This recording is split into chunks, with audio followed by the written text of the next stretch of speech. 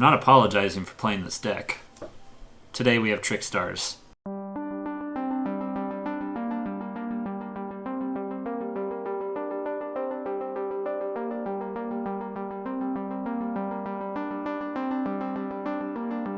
Hey everyone, thank you for tuning in for Team Forbidden's YouTube page again. I'm Andrew the Collector here with one of my current favorite decks, probably at least one of my top 5 favorite decks of all time, if you can believe that. It is the bitches, Trickstars. I really like this deck a lot because the engine is very simple, the strategy is very trolly, and it makes room for a lot of possibilities. So you all know it, so let's just get right into it. So starting off, we have 3 Candina. She's the Stratos of the deck. When she's normal summoned, search any Trickstar card. The heart and soul of the deck is 3 Lycoris, and we have the 1 Lilybell. You guys should really know what these cards do, but for those of you who don't, our Searcher, our Burner, and our Recursion. Every time a spell or trap card is activated, Candina burns you for 200. Every time a card is added to your hand from anywhere, you are burned for 200. And if Lilybell attacks your opponent and inflicts battle damage to them, you can add a Trickstar monster from your graveyard to your hand, and she can attack directly. And during any point in the time, you can activate Lycoris in the hand.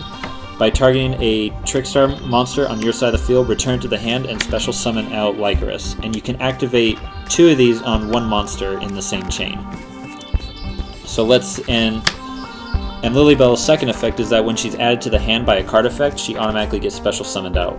So let's say you normal summon out Lycoris and you have, normal summon out Lilybell, and you have Lycoris in the graveyard. You use Lilybell to attack over a monster. Use its effect to get Lycoris back to the hand. Use Lycoris effect in the battle phase because you can do it anytime. Targeting Lilybell to add it back to your hand to special summon Lycoris. Lilybell's effect goes off, so you can special summon her again, and she can attack once again in the same battle phase. The adding from the graveyard is only once per turn. If it was not, that would be way too broken. So yeah, this is all you need. I'm thinking of bumping up Lilybell to 2 because I have had situations where she was in my opening hand and I wish she wasn't, because it's better to always add her with Light Stage or Candina. Let me know what you guys think, if I should bump her up to 2 or not, but 3, 3, 1, or 2, it's generally what people run.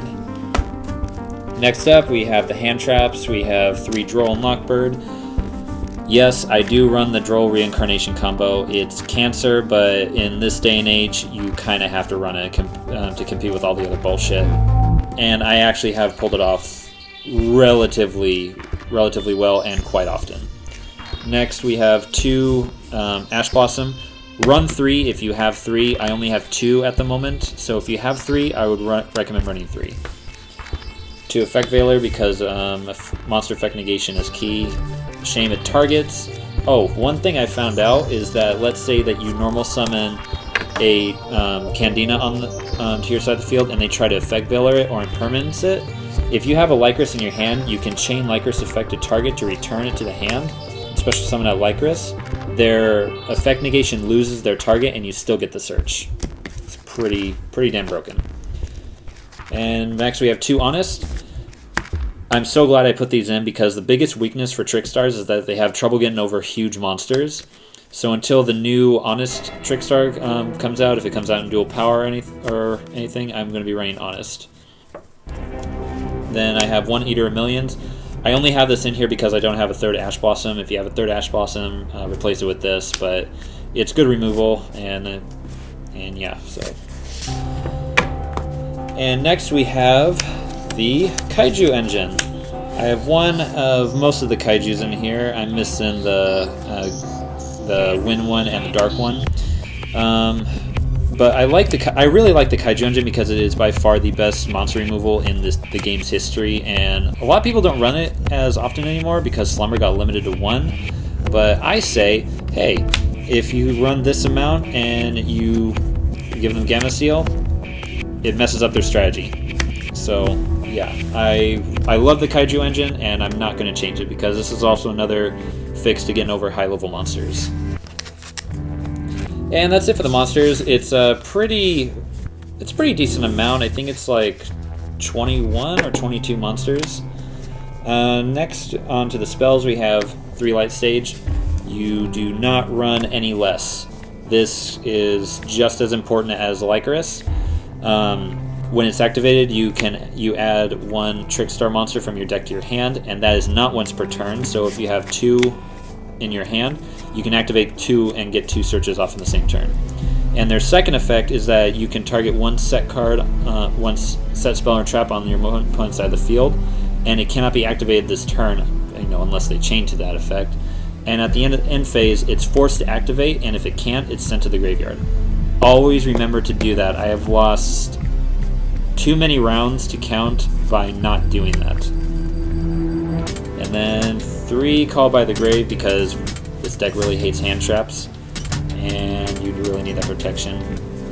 So 2 Terraforming, because we can only have 2. 2 Scapegoats, because again, this deck has trouble getting over high power monsters, so any access to high level links is always appreciated.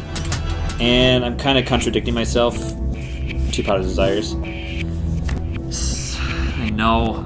I have said in the past that I do not like this card in combo heavy decks like this, but there have been cases where I wish I had the draw power.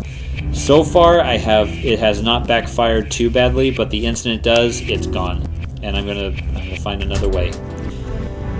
But yeah, Indulgence coming out in a few months. Yeah, I actually forgot about that.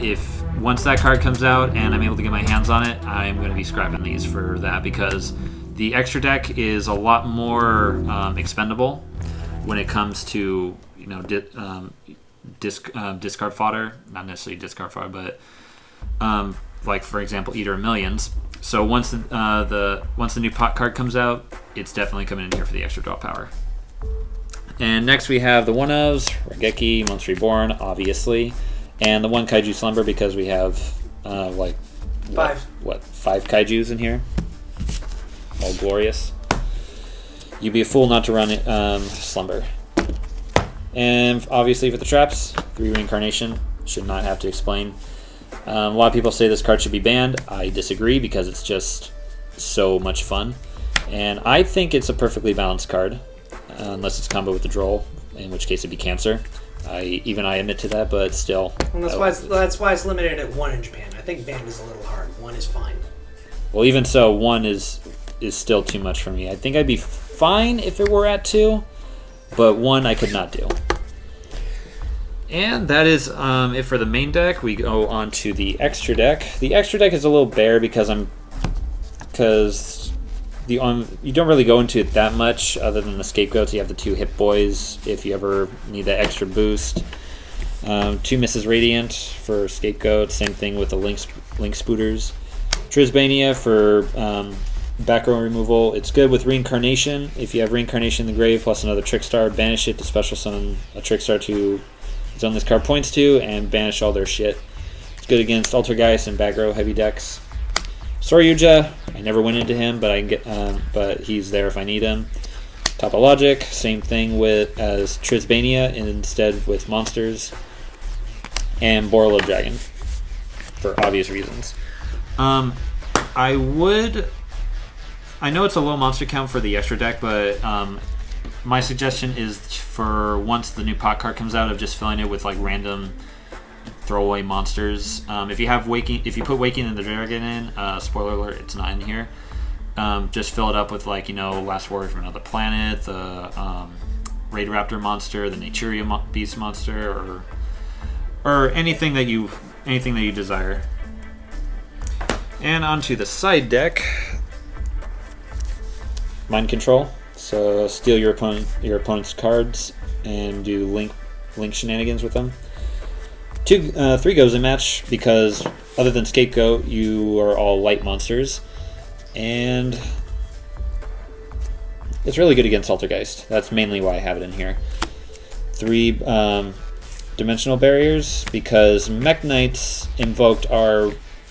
It's real pain against this deck because they're able to span the field so hard. So the least I can do is at least get rid of Makaba. 2 Denko Sekka for Altergeist. I was actually thinking about maining this at some point, but well, that's a lie. I actually did try and main it, and it went off pretty well against most Altergeist players. Because I was at a locals recently, and there were like 7 or 8 Altergeist players there, so I'm glad I mained it. But I don't know. I'm thinking about going in and out with the Denko Sekka. That's what she said. But anyway, let me know if I should keep it in the side or if I should main it.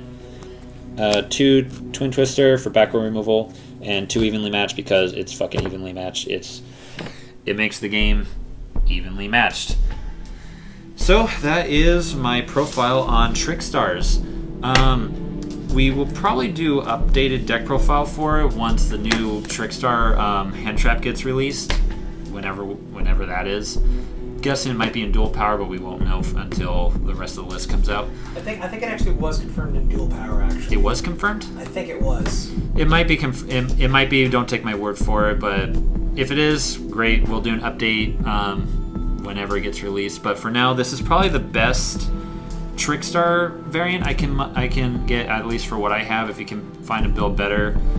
But yeah, if you have 3 Ash Blossoms, run 3 Ash Blossoms and just get rid of the Eater of Millions. Like I said, I only have it in there because it's the second best option. I could put in Ghost Bell if I could find mine. It's another option. Anyway, thank you for tuning to Team Forbidden's page again. Please like, comment, subscribe, hit that little bell for notifications, and please let us know in the comments or just message us if you have any deck profile suggestions that you want to hear from us or any further content. Until then, we'll catch you guys later.